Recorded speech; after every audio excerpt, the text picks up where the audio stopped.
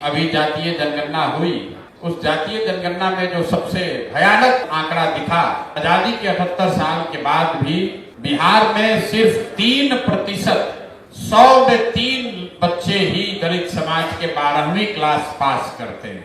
मतलब 100 में 97 आदमी 12वीं क्लास भी नहीं पढ़ रहा है।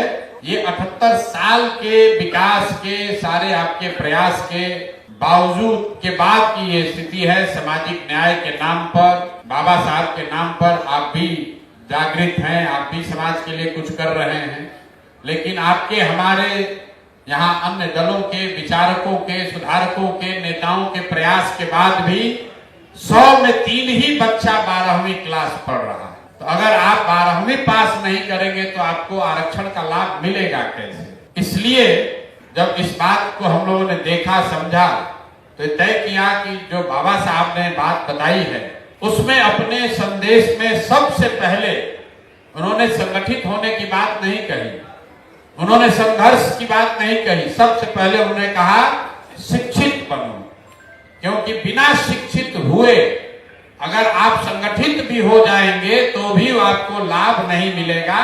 और ये मैं नहीं कह रहा हूं, ये आंकड़े बता रहे हैं, क्योंकि ये संगठित तो बहुत बार आप हुए।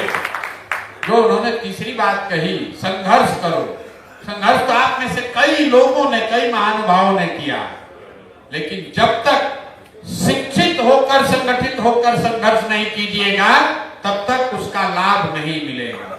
तो पिछले 4-5 महीनों में हम लोगों ने कई छोटी बड़ी बैठकें करके ये तय किया कि भाई जन स्वराज का जो संसाधन है उस पर सबसे पहला अधिकार समाज के उस वर्ग का है जो शैक्षणिक, सामाजिक, आर्थिक तौर पर सबसे पीछे है।